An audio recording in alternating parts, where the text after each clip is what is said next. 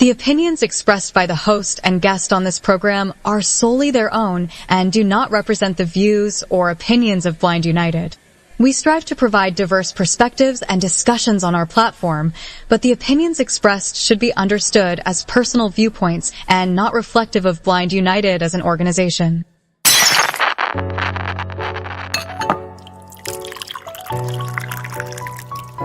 It's time. It's time for coffee time. Coffee time. Coffee time. Coffee time. Coffee time. Coffee time. Coffee time. And here is your coffee time crew. Well, good morning, everyone. Welcome back to Coffee Time with Blind United. It is, I don't know, Wacky Wednesday, whatever we want to call it. Middle of the week, hump day, all that kind of stuff. So there's only a couple of us here today. I got my brother Pedro with me. So good morning, Pedro. Good morning, Ed. Good morning. Good morning, everyone. Happy Wednesday. If Brother George was here, he will be hump the ones next to you. Hump the loved ones next to you. Well, actually, the way he says it, hump the one you love. There you go. Bam. Ed got it on point. So, but anyway, again, being the end of the month, fifth week, all that kind of stuff, there are no interest groups.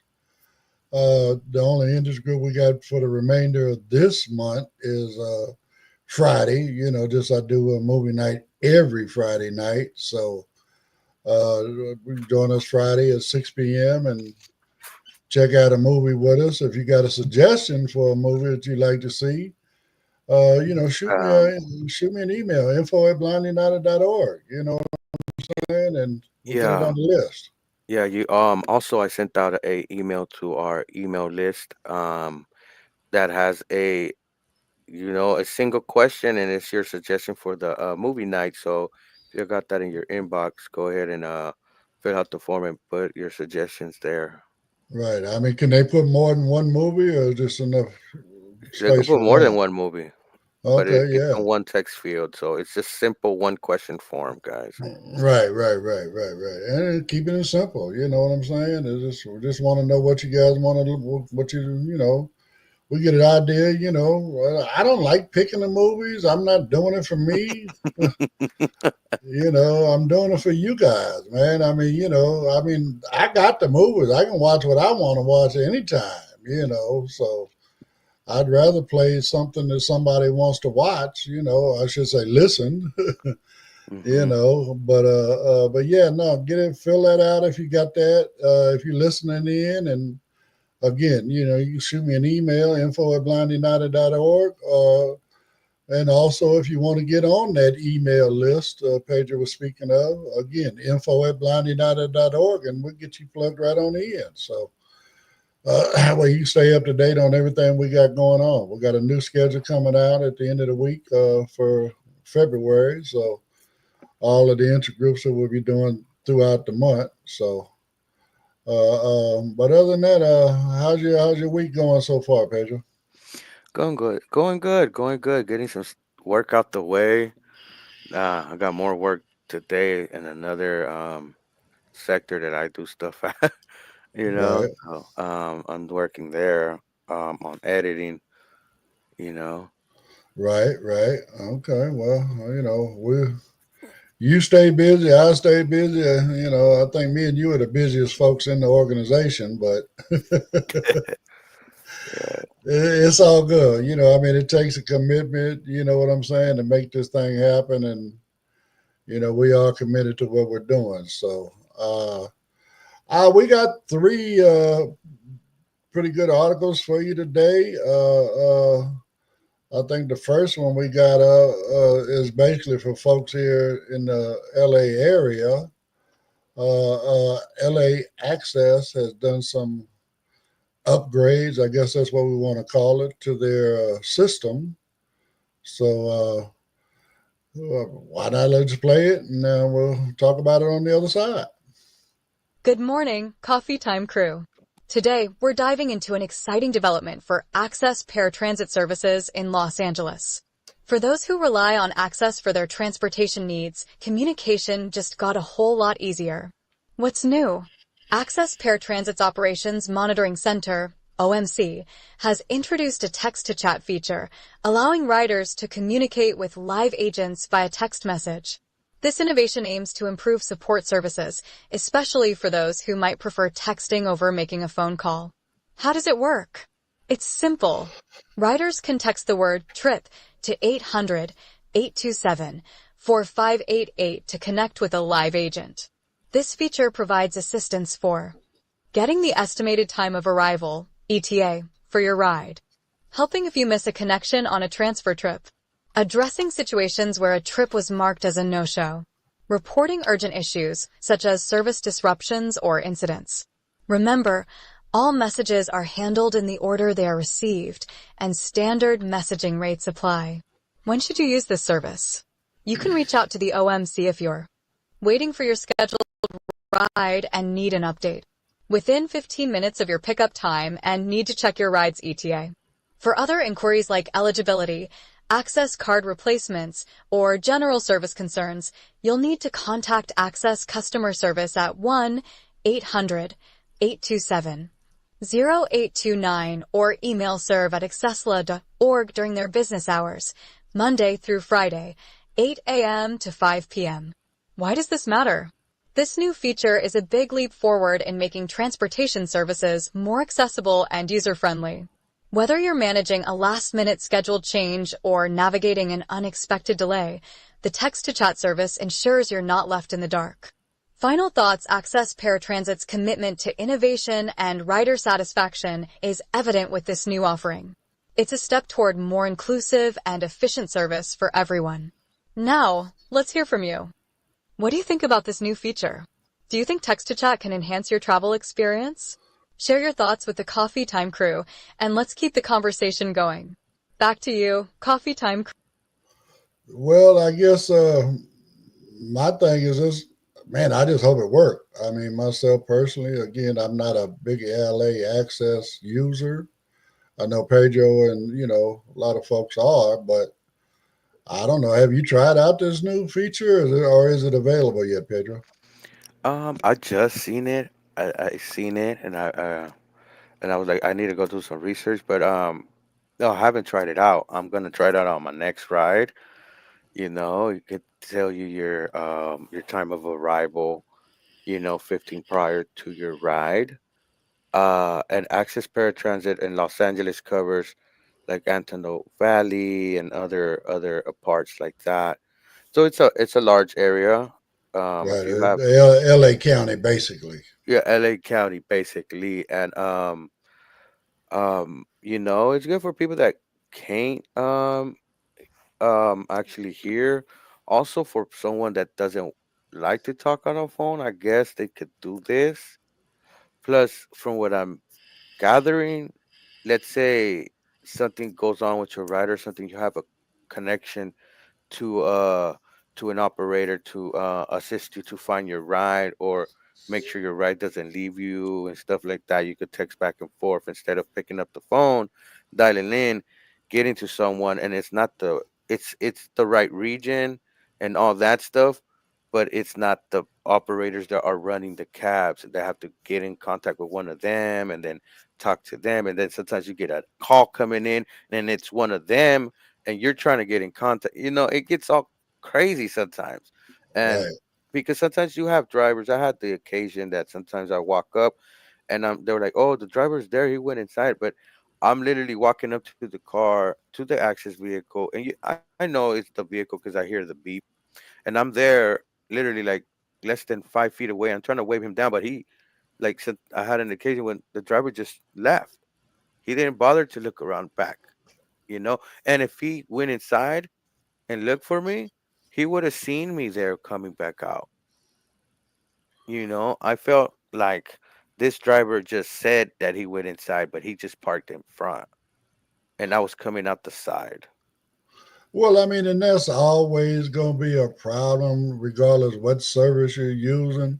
It's Mm-hmm. that particular individual. You know what I'm saying? I mean, Are they going to go that extra, you know what I'm saying, to come and find you, or are they just going to sit there and wait on the 5 minutes to be up and bounce? You know what I'm Yes. saying? Mm-hmm. I mean, what I did here in the article is even with the text to speech, text to chat, whatever, right? It's still first come, first serve. You're going to be dealt with in order, so if it's a busy time, again, you might have a few issues with that. Uh, you know, again, to me, it almost sounds like, it's just another way to do what you can do through the app. Because on the app, correct me if I'm wrong, like you say, when you get within that 15-minute window of your appointment time, right? You can check the app and it'll say, okay, you got this car, whatever, and it's 5 minutes away, 10 minutes away, whatever the case may be. So I would hope that Yes, there's an app. I do know people that it's hard for them to access the app. Also, I have people where they can't even log in through the app. I hopped on the phone and tried to fix their account, and we have the correct password and stuff like that, but the app will just not load up for them. I have another person where they load up the app, it loads up, but it continuously keeps loading and loading, and it never loads up the trips at all. So now on that note, is it the app or is it possibly the model of phone they got? It could be both. It could be both, but I have experienced issues too before, not at a great uh uh to that aspect. I did notice that these individuals had like models like the SE, the iPhone 8 is long time ago. Yes, sir. You had it. So it can be that the SE is the lower tier. It's a good phone, but it's less internals, it's smaller. The battery might be way smaller also, so less capacity, you know. Right, right, right. And by the way, God first said good morning. So good morning, God first. Good morning. Uh, uh, yeah, again, number one reason, folks, is not that I'm totally, totally against access. I do live in San Bernardino County, so I have to wait until I cross over into the LA County in order to be able to use LA Access. Now, I'll be honest, I am not going to use San Bernardino Access. It's just no. Each county operates their is basically it's the bus systems in each county out here that operate their access services. And it goes in conjunction with the bus schedules and stuff like that. So, out here we don't have a lot of buses. They shut down early, 6, 7 o'clock at night. They don't have cabs and stuff like that like they do in LA. All we got out here is them little shuttle buses, So, I know I know the horror stories of LA, but man, I'm telling you, San Bernardino, you could be riding around for 2, 3 hours to go 15 minutes from your house. And that's for me is just not acceptable. My time is way more valuable than that, to me. So I refuse to use it, So Yeah, yeah, and I use it. Look, it comes in handy. Uh, no lie, it comes in handy and things like that. Also, if you're gonna have us there for 2 to 3 hours, I've been there 4 hours before. At least give us some comfortable seats. They have these new vehicles. Okay, they have these new vehicles. Okay, boom. These new vehicles are dope. Whatever. The only thing, the seats. It's just, oh my god, the seats are you're sitting right up, straight up. Um, and you know how these access goes. this one don't have even a cup holder or nothing. So if you have a water bottle or not, or however it may be, and then if they don't want, I know you can't drink, but sometimes you're just transporting your stuff. Right. Yeah, and Uh, she's not comfortable. If you're gonna have individuals that use this service, these make them comfortable to sit at. You know, you have less complaints too. I'm not saying it's gonna fix everything, but to think about, okay, we're transporting people. We're not gonna give them a comfortable seat. We just here throw us whatever on it. We're the ones using your service. We're the ones that we're gonna be sitting there for those well, hours. I mean, I hate to go here, but it goes back to, what a constant thing that we speak about here is, man, it's all about that bottom line. I mean, they don't want to buy the comfortable seats. They just going to buy a basic seat, Mm-hmm. for people to sit in. So, True. I mean, in my opinion, LA Access has never had comfortable seats, especially in their vans. You know, Especially, yes. I mean, when you're riding in a cab or maybe one of the company vehicles or something like that of a car, you got regular car seats. You know what I'm saying? So you're okay. But then again, even like with the cabs and some of the other stuff like that, they put that little wall between you and the front. And me as being a big guy, a lot of times I can't even get in that back seat. I mean, my knees are literally against that wall. So, it's a Yeah. pain in the butt for me as well. But Oh wow, I haven't seen those in a long time. Those might be a third cab. You know what I seen too that they should start taking points. I got picked up by a third party cab. Even the back seat could recline.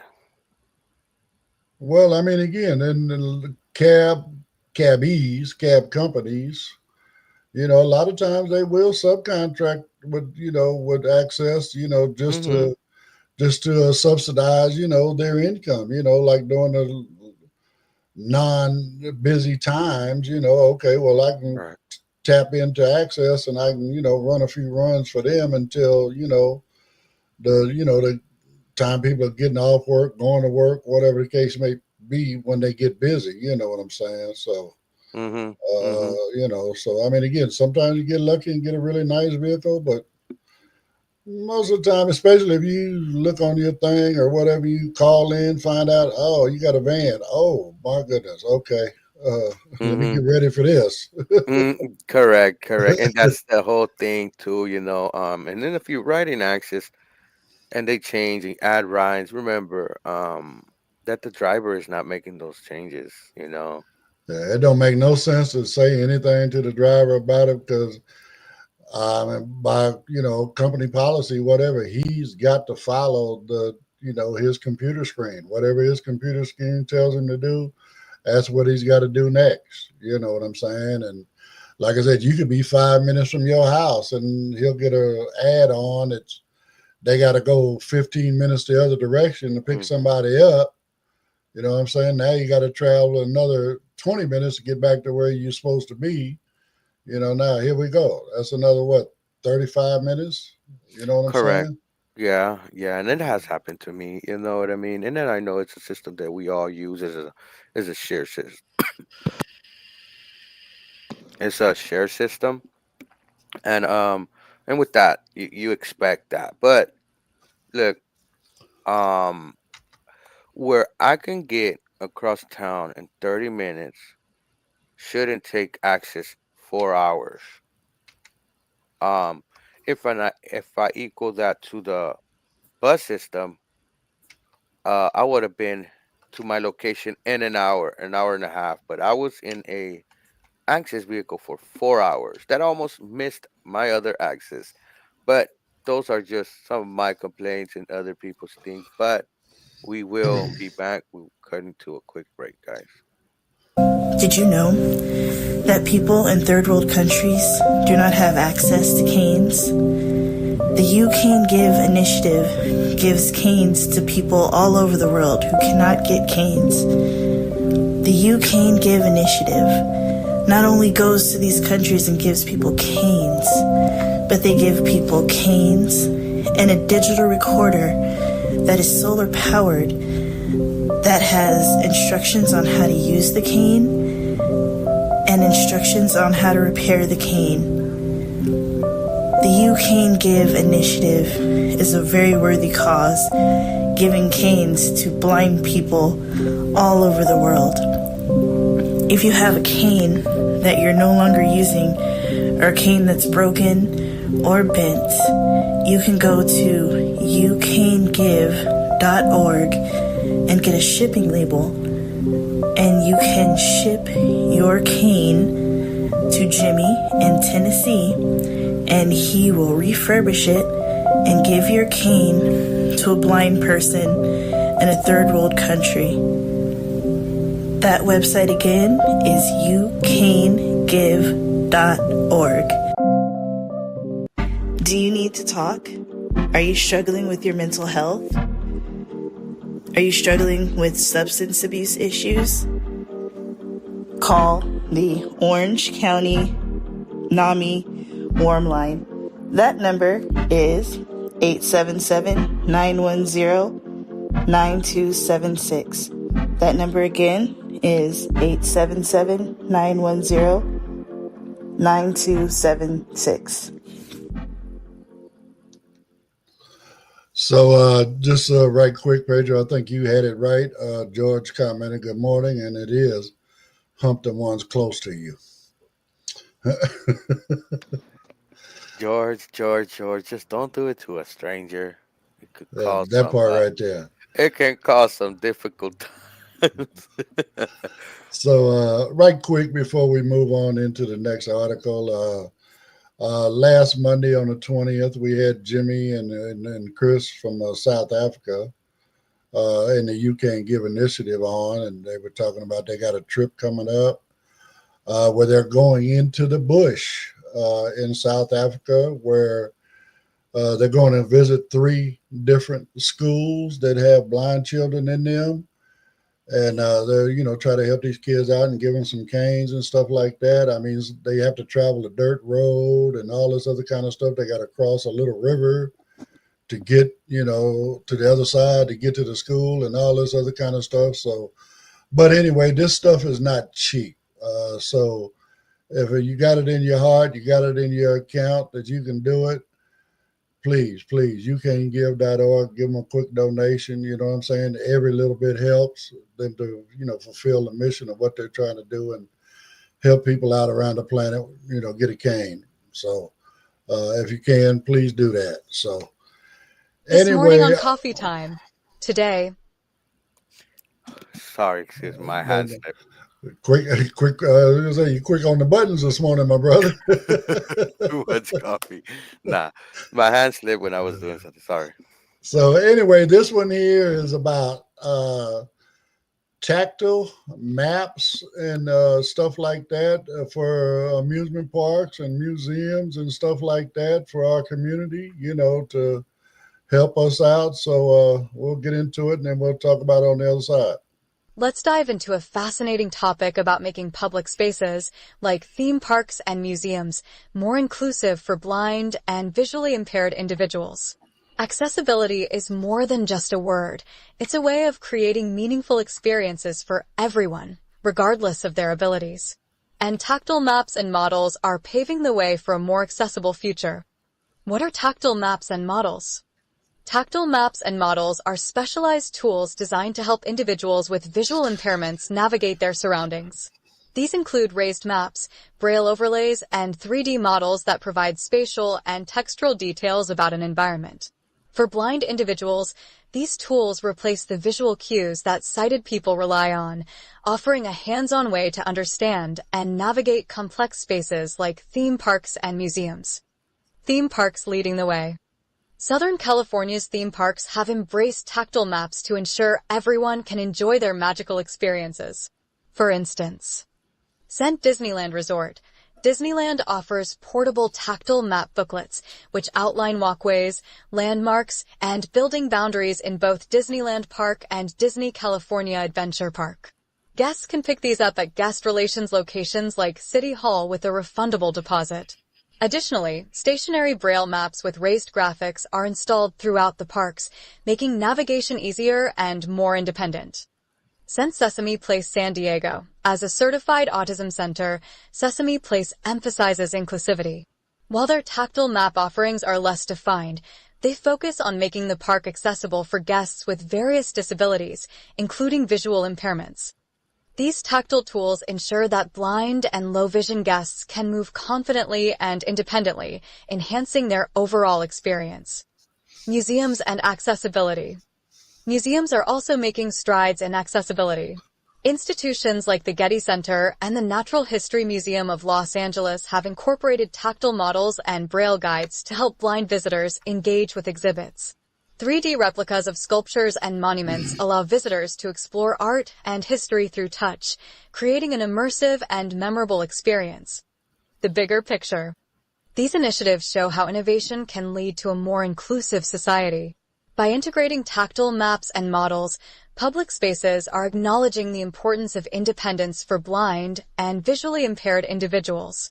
However, there is always room for improvement. Encouraging more venues to adopt these tools and ensuring that staff are trained in accessibility will only strengthen these efforts. Final thoughts.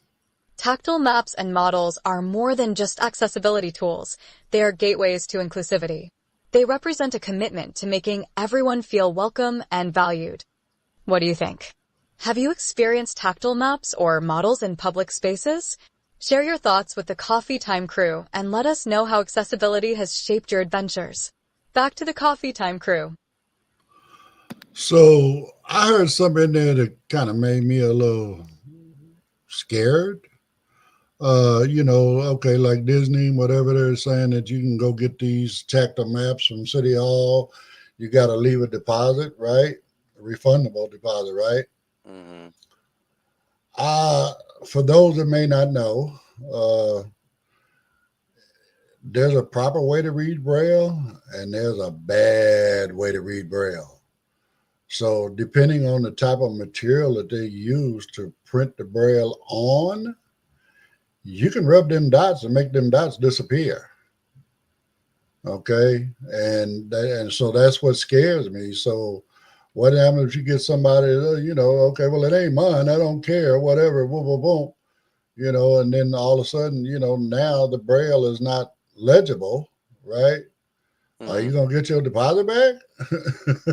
Mm. Yeah, and it depends on the material. I know they had the braille booklets, but they also, when they talk about these tactile maps, they're more of a hard surface, most like a plastic type of surface. Right, and then Um, again, like when I was in training center and I was learning Braille, they actually gave me the alphabet on a, like you say, a plastic sheet, which basically because it's plastic, you can't rub it away, mm-hmm. right? Where with paper, Mm. it's easy to rub it away. It Ye- really is, So not yes. knowing what these tactile things are made out of that they're offering, you Mm-hmm. know. I mean, again, I heard them say that they also have, stationary maps throughout the park. I mean, that's cool. I appreciate it, but how do we know where they are, right? In other words, for those that say let's say we went to City Hall and they already gave out all the ones they had, right? They might not have a big enough supply. So now we're forced to use the stationary ones wherever they may be. Now we got to find them, right? Yeah, yeah, that is true. There's no audible sign for it. Right, It's something to advocate for. I know our George Zavala takes care of advocating and lets us know he's a big time advocator. So shout out right, to George. Um, but yeah, I think it's a great idea, and we can run into problems. Um, for a theme park like Disney or others like Universal, man, it would be nice to have a map. Although I cannot read the braille, but it would like to at least have it tactile that I could feel it and know where are the store locations so I could go ask or whatever it may be, even though I'm Right. not fluent in Braille. A map like that would still help.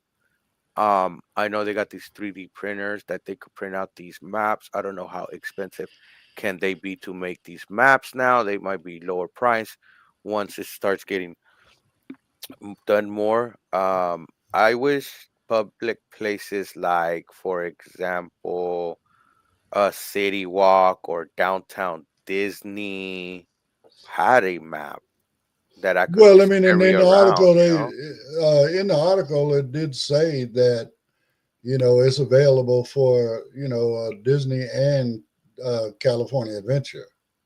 Yeah, So that's Disneyland, not downtown Disney. Downtown Disney more of a public thing. well, you're right. Maybe again, that's you got it for two parts of it. Hmm. You might as well go on and do something for the third part, right? Exactly. Might as well make it you know. accessible for all. But just by the way, George has got jokes even in the comment. He said we need to advocate to have Playboy have tactile magazines. Lord have I mercy. know. Hey, and no problem right there with that one, George. Go ahead and live and so, dream. Live and dream, George. but I Advocate. also like the other part of this, like you say, as far as museums and stuff like that, especially when it comes to, like the statues and stuff like that. So they'll probably, they have the model, which is probably a 3D printed model of the Hmm. actual sculpture. So, you can put your hands on that and get a feel for what the actual statue, whatever it looks like. You know what I'm saying? Stuff like that. Yeah, yeah. I also encountered one of the map models when I was traveling. Um, it was like a 6 by 6 square. They had the trees, the little trees and all that. They scaled it up to life size. So they even put a little police car right there, so you could touch the police car, compare it to the trees, and compare it to the museum building. They had all the walkways, even the court that was next to the museum, and all the trees, even down to the There was the Mississippi River in the far end, right? But they had it was the arch over there in Missouri, over there in St. Louis, and I went to see the arch, and they even had the arch that you could feel it how big it is and compare it, and it was like a life size, not a life size model, but everything was scaled to real. The police right, right, car was right, scaled to the tree, and the tree was scaled for the arc, and it was nice because you could feel the walkways and which way you could go, and other things like that. So if you wanted to kind of find stuff, you could have with that model, and it was pretty neat. It was pretty neat to able to put my hands down, even the model had braille and stuff telling you what the stuff were. right, right, right. Well, I remember, before I even actually went to training center when I was first doing mobility, and I was planned, scheduled to go to training center. So, I had to learn Union Station and stuff like that. My mobility instructor, man, God rest her, bless her, I should say. She sat there and she created a tactile map of Union Station for me. You know what I'm saying? To where I could feel that and I could, get an understanding of how Union Station was laid out, you know, stuff like that. And then once I did get to training center in the O&M office, they actually had a tactile model on a table there of the campus. So you could feel your way around the campus and know where, the cafeteria was, the medical, the first aid center, whatever you want to call it, the dorm and administration and all that kind of stuff. So that was really, really cool as well. So, I mean, those maps can be very, very handy. Uh, uh, myself personally, I just think it'd be cumbersome to try to carry that stuff around with you.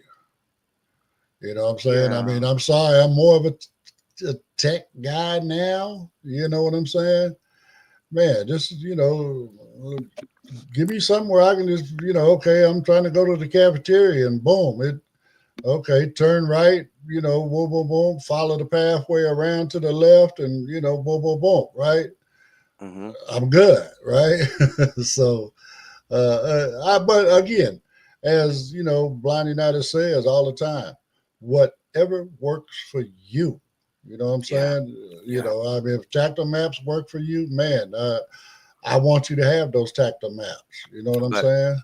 yeah, and I feel your point. I see what you're saying, Ed.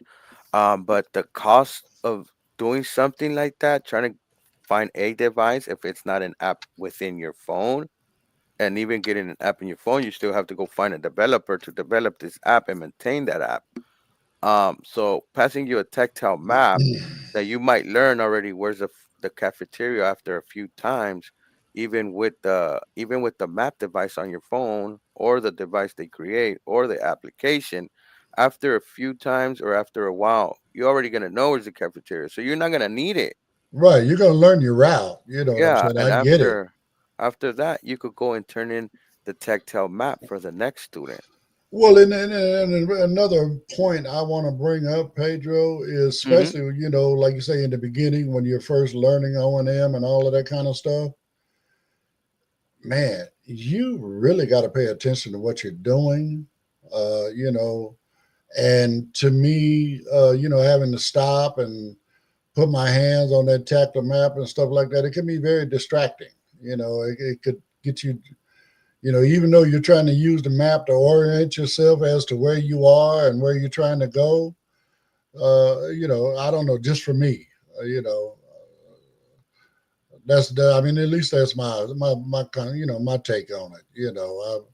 I'd rather okay, let me follow everybody that's going and feel the tap and hear them tapping. Okay, I can follow them that way, and then like you say, the same thing after 2 3 times. Okay, I done got this route figured out. I'm good. Yeah, Now yeah, I yeah. I you see know that. Yeah, if you have other people with you, um, and man, I wish I had a tactile map for Knott's. You know what I mean? For Knott's Berry Farm out here in California. Because if I wanted to go, and I wanted to go and go to one of these shops to pick up, like, let's say I wanted to go shop for something, I could have the map, fill it, have a good layout, and then start going myself. And you know what I mean? right, right, right. Yeah, it would be nice if we had a device that could tell you, like, Well, I got a quick story about Knott's. One time I was at Knott's and there was a group of us, right? And we had I'm not gonna mention no names, but somebody was partial, right? And they were kind of leading us around and whatever, and we was trying to go to the was it the mine train, Calico Mine or whatever it is, hmm and when we walked by it, I could hear the bell from the little train, the mine train or whatever, right? And I'm saying, it sounds like we right by it right now, and man, we walk all the way down the other end of the park. A couple times we walked all the way around the park. You know what I'm saying? But hmm you know what I'm saying? But again, a tactile map probably would have been a great thing to have at that time because, man, I was tired as all get out by the time we left Knott's that day, just from all the extra walking, of the person that, was guiding us and leading the way. She couldn't see good enough to actually see the actual rides. You know what I'm saying? Where actually, every time we walk past it, I said, I'm telling y'all, we walking past it again. No, it's not right here. It's down this way a little bit. And then they just kept on walking. Yeah, but a techno map could have helped with that. You know, even if the person was a low partial, they could probably see the large map if they had a large one, large well, print. But yeah, it would be nice to have one for nods and stuff like that to know. hopefully And they'll get one soon because, yeah, I think we have to uh, advocate for that. right, right, right, And right. then also when you have these maps, you need to know how to orient yourself north or so you know how to position your map and stuff like that. You know what I mean? Right, right. Like for myself, I have my Apple Watch.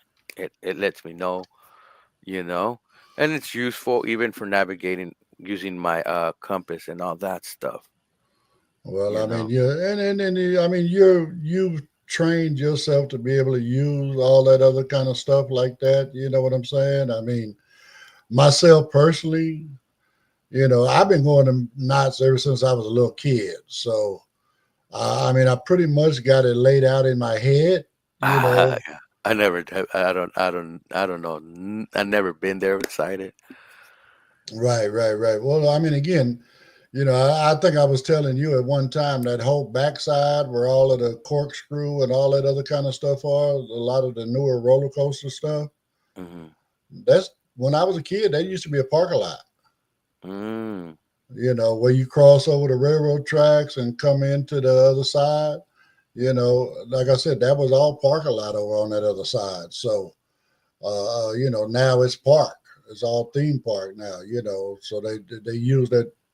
They tore out the parking lot and expanded put more rides and stuff in. So, I mean, on one hand, I'm grateful because they did, make the park bigger and then, got a lot more stuff in it. But, you know, so, I mean, it is what it is. So, again, hopefully they'll, Knott's will get some tactile maps and again, different things. Like you said, we could use it like in malls. I mean, you think about like Ontario Mills out here where I live, Hmm. right? It's an outlet center. It Hmm. goes around in a big oval, right? Pedro, it's 1 mile all the way around. Hmm. Exercise, guys. I mean, it's good exercise, but at the same time, you imagine how many stores you can put on both sides of a mile oval. Yeah, yeah. You know what I'm saying? And like I said, they're all outlet centers. It's a whole outlet center. So, I go there a lot simply because you get better Hmm. deals at outlet. Yeah, yeah, yeah. Yeah. It could be tactile maps, guys. It could be smart glasses. However, it may be. As long as we get our independencies, I'm all for it. And that no, I know me and Nick can sit down here and talk about this subject for a long time. So we're Yep. cutting to a break, guys.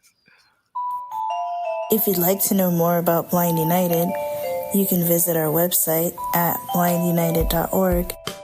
You can email us at info@blindunited.org. You can call us at 909-846-8825. You can follow us on Instagram at Blind United Interest Groups. You can follow us on X at Blind United 22. You can watch our YouTube channel, Blind United. You could join our Facebook group, Blind United Interest Groups, or you can follow our Facebook page, Blind United. Do you need assistance with iOS? Or are you curious what iOS is? Right now. Perhaps you're seeking tips and tricks on how to use JAWS on your Windows machine. Or maybe you would like to participate in our popular support group led by Dominic. Or maybe join us for movie nights on Friday where we watch and discuss the movie of the night. For more information, please email us at info@blindunited.org. Once again, that's info@blindunited.org. You can also follow us on Facebook for real-time updates and community interactions. We look forward to connecting with you.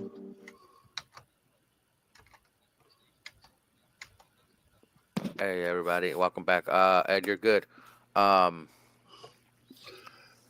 any comments? No, no. George is still his Playboy comment was the last comment. So, Raise uh, tactile pictures. Oh my God, George. Do you want them to look like cartoons? Or realistic. Right, that part, that part. So anyway, this last article, y'all, if anybody's been paying attention to the news, our new administration decided they want to put a halt to a lot of grant money that's going out that helps, a lot of public services and stuff like that. And I don't want people to panic and think that their services are going to get cut. You know what I'm saying? Benefits might get cut, and they don't even. So anyway, let's run the article, and we'll talk about it on the other side. Today on Coffee Time, federal funding freeze and its impact on essential services. As of January 28, 2025, the Trump administration has implemented a sweeping freeze on federal grants and loans to reassess their alignment with current presidential priorities. This decision, while sparking concern across various sectors, notably excludes Medicare and Social Security, ensuring these vital programs remain untouched. Understanding the federal funding freeze. The funding freeze is a temporary measure affecting a wide range of federal grants and loans, including programs in education, housing assistance, and healthcare funding. However, Medicare and Social Security, these direct individual benefits remain fully operational, with no interruptions to healthcare coverage or financial support for beneficiaries. Reuters. Concerns and legal pushback. The decision has prompted immediate challenges. Community programs at risk. Nonprofits and public health organizations have expressed concerns about the potential disruption of essential community services reliant on federal grants. Programs addressing public health, housing, and education may face delays or funding shortages. Legal challenges. Advocacy groups have filed lawsuits seeking emergency interventions to prevent the freeze from taking effect. They argue the policy disproportionately affects vulnerable populations reliant on federally funded programs. Medicare and Social Security, unaffected but monitored. For now, beneficiaries of Medicare and Social Security can rest assured that payments and healthcare services continue without changes. These programs are exempt from the funding freeze, reflecting their status as indispensable components of the federal safety net. However, experts caution that future fiscal policies or budgetary shifts could have long-term implications. Stakeholders are encouraged to stay informed and proactive. What's next? The funding freeze has sparked significant debate about the balance between fiscal accountability and the continuity of essential services. As the administration moves forward with its reassessment, affected organizations and individuals will closely watch for further developments. What are your thoughts on the funding freeze and its implications for federally funded programs? Should such measures exclude more essential services, or is this a necessary step for fiscal realignment? Let's discuss the broader impact of this decision and explore its potential ripple effects on communities across the nation. Let's hear your perspectives. Join the conversation. So, I got a lot to say about this. The main thing is I wanted, folks, a large number of our community, you know what I'm saying? They depend on their Social Security, they depend on their Medicare and stuff like that. So I don't want anybody to panic thinking they're getting ready to lose their Medicare and their Social Security. That's the main reason I'm doing this. But at the same time, they're saying, do we need to, these cuts or whatever? No, you don't need to be cutting essential services. Not at all. I mean, you hear in there where they're talking about rental assistance and stuff like that. We're already deep in homelessness. You know what I'm saying? Now you want to cut homeless, the housing services and stuff like that. Well, now you're going to have more homeless folks, all that kind of stuff, So, I mean, I get that, they're doing it under the banner of trying to be more physically responsible, but pay attention to what they're doing, y'all. They're not. Go ahead, Pedro, because I'm trying to fight the right words to not, Yeah. Well, you know. yeah, I feel you.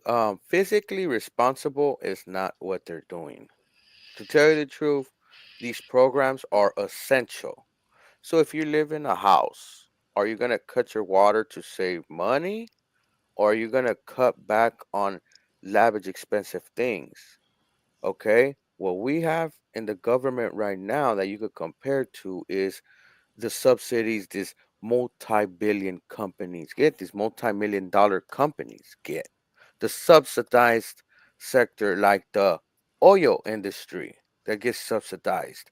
$1 trillion industry. This is what we need to be cutting back on, in my opinion, not essential programs. But when you have a government and then you have billionaires cuddling up to that government because that that essential billionaire class is in there. For them, they're saying we're cutting wasteful spending, but they're not looking at their end because they're there for their money, their bottom line, their next tax cut that's coming. So it's not being responsible, it's being irresponsible. It's like you're buying a Gucci bag instead of paying your light bill. I mean, I agree. I mean, again, there's no reason in the world we should be subsidizing the oil companies to go out and find, new oil, new oil in essence, right? Hmm.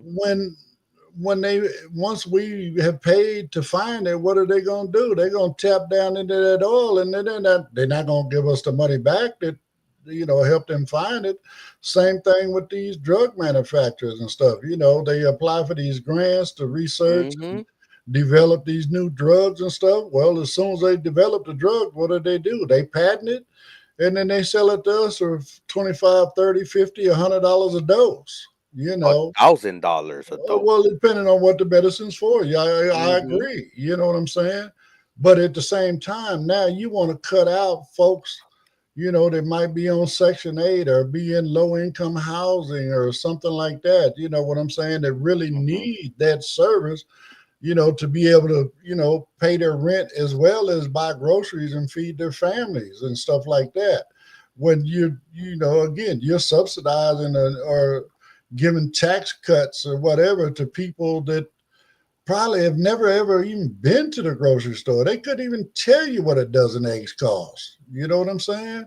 Yeah. So I mean, it just makes no sense. I mean, they're doing it under that banner, but again, pay attention to what they're doing. Which which banner is that, Ed? They're doing it under physical responsibility. Hmm. And they're Uh, not being exactly what Ed said. Physical responsibility. It's not a they're saying it's a physical responsibility, but wouldn't responsibility mean taking care of your citizens, right. upping their help, not letting them go homeless, belly up? Um, you know, and I feel in this new type of climate that we're experiencing, it's gonna bleed into so many different sectors. Um, saying that it's wasteful spending, helping families stay in their home. Maybe even with the SNAP program, even with the Medicare and other Social Security, like those social nets that we have in society to catch people that just got bad luck. Um, I feel that these billionaires that are in there making these decisions are they're they're disconnected from reality, from our real day-to-day lives that we go as citizens, you know, and the bills, the gas, the babysitting, the transportation, the car note, the mortgage, the insurance to the car, you know, and groceries on top of that, and the electric bill. All this, all this on top of us, and I feel that we're stressed out. They're on their leisure looking for how they can increase their bottom end. Right. Exactly. I mean, myself personally, I gauge myself. I don't get me wrong. I'm never going to say that I wouldn't want to be wealthy because I could do a lot of good if I was wealthy.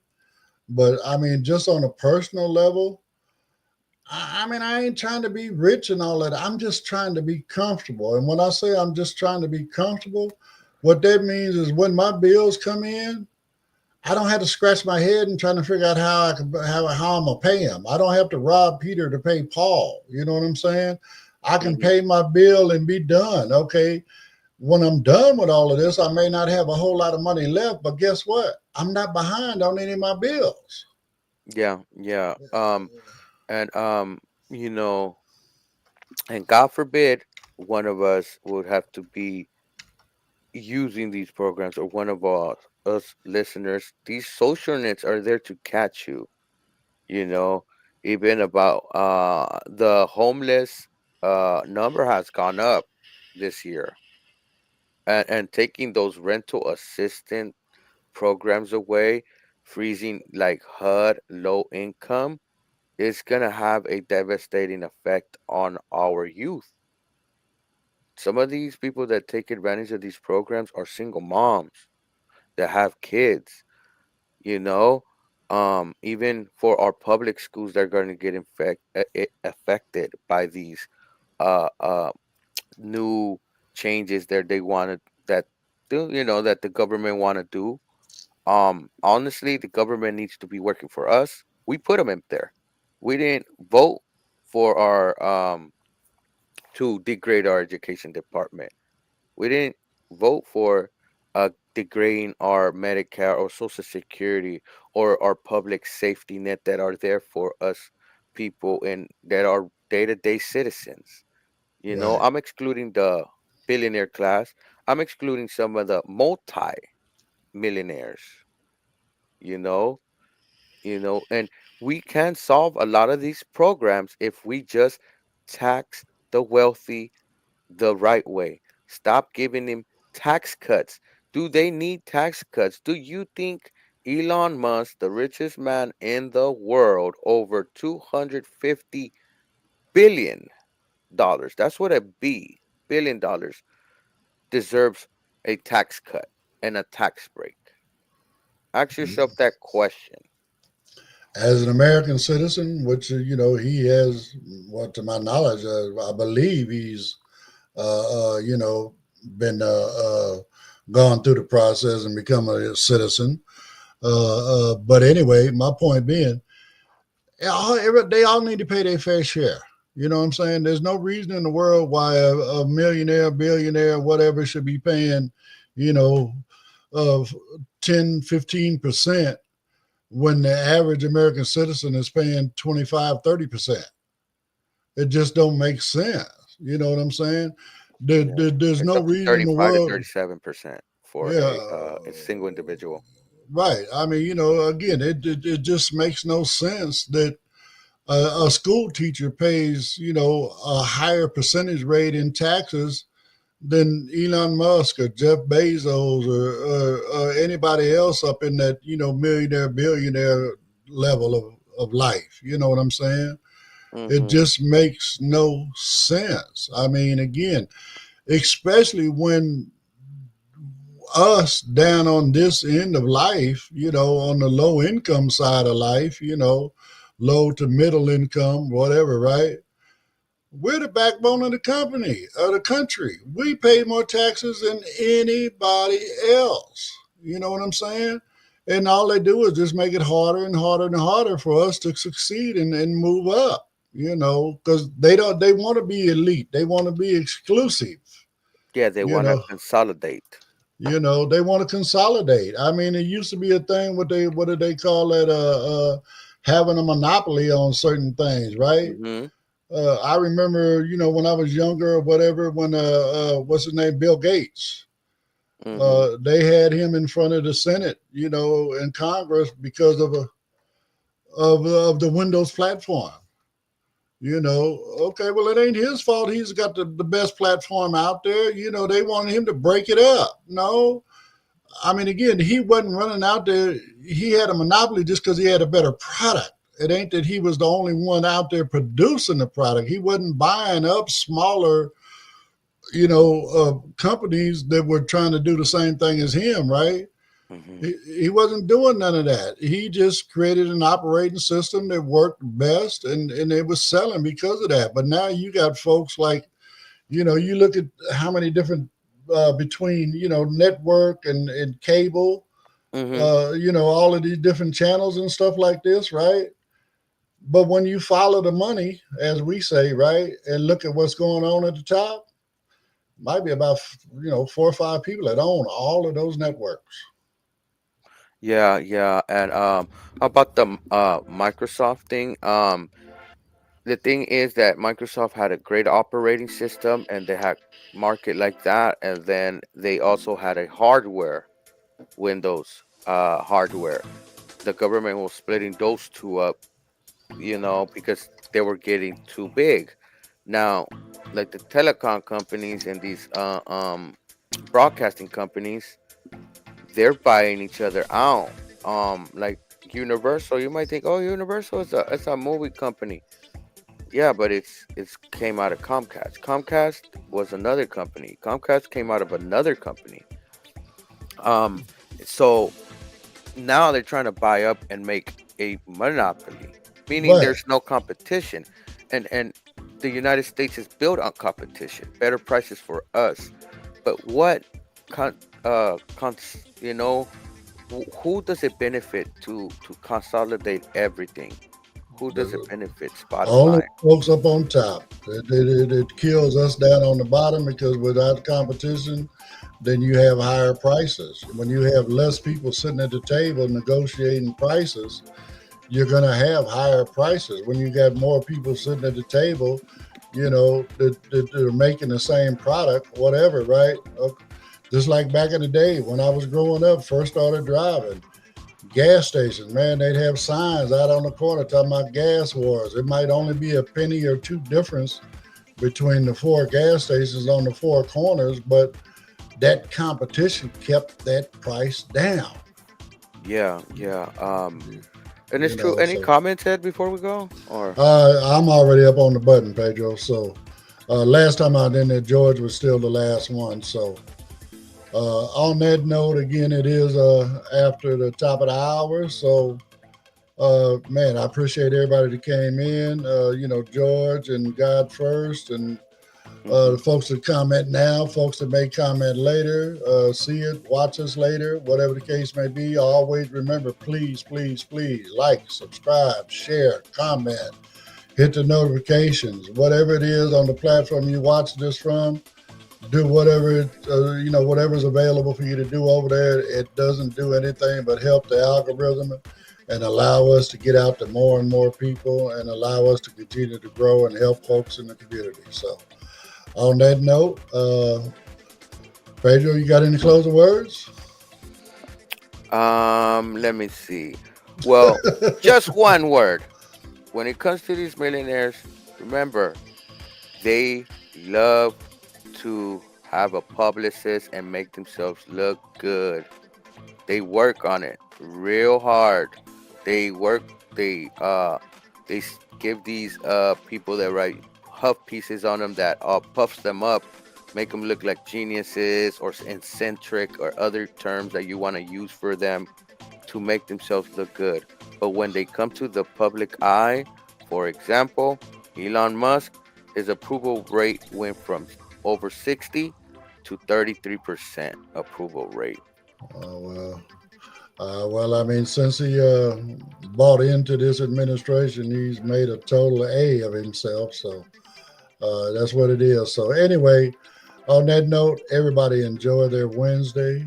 We will see you again tomorrow with another show and some more exciting articles. And again, we're just trying to keep everybody informed in what's going on within our community. And again, thank you everybody for showing up, and we will see you again tomorrow. Have a great day.